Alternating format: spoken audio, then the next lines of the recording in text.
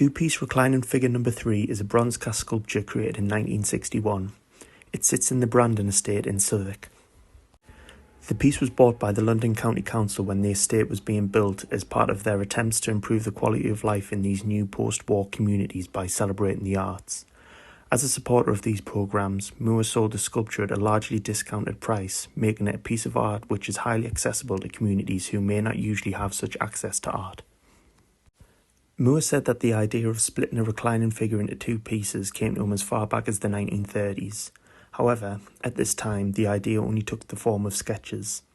Moore noticed that when he created reclining figures, he naturally made the head end and the leg end in two separate parts, and by the time of the 60s, he was exploring this idea further in his sculptures. When a sculpture was a single piece, even if it was relatively abstract, it still was very obvious that the figure was a human. However, he found that when he broke this down into two pieces, there was more of a surprise element.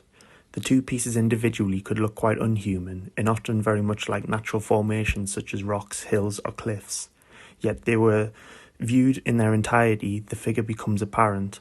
Moore was emphasising the universality of the shapes which he was encountering in natural forms, whether human or something else. In comparison to some other two-piece reclining figures that Moore created at this time, this one has a much stronger resemblance to a human, especially in the more vertical upper piece where we can see a clear head and a face protruding upwards, and the very clearly defined bent elbow on which the figure is resting. However, the texture of the piece is very much reminiscent of rocks with a very rough surface and deep vertical gouges. It has been noted that these are very similar to the natural landscapes which Moore grew up around in Yorkshire and which he stated as an influence. An element of these two-piece reclining figures which must not go unrecognised is the space in between the two pieces. It was vital for Moore to get this spacing right for the sculpture to work. If it is going to be possible for the viewer to see the reclining figure, the reference points of the body need to have the right proportions. For example, if the space was too large, our brain would not be able to recognise the shape of the knee as a knee because it would be too far from the elbow and the head for this to make sense.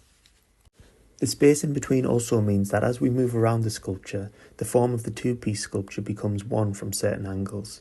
Whatever angle we view the piece from, it looks quite different and new shapes can be seen. This invites us to move around it and see it from all different angles. Unlike the other Henry Moore sculpture which was bought by the London County Council in the 60s, Draped Seated Woman, this piece has been able to stay in its original home. Some challenges have come with this over the years, however. In 2012, the estate had to install security features which would prevent the sculpture from being stolen. This has meant that the piece has been able to remain accessible to communities it was originally given to. When viewing the sculpture, make sure to view it from all angles and note how the form changes as you do so. Do you think that it's easy to see the figure within the form? How does this make you think about the kinds of shapes which are shared by humans and other natural objects? Do you think that the piece's position in Brandon Estate is an important part of its identity? Or do you think that it's important that it stays here? Or do you think that it would be better off shown somewhere else?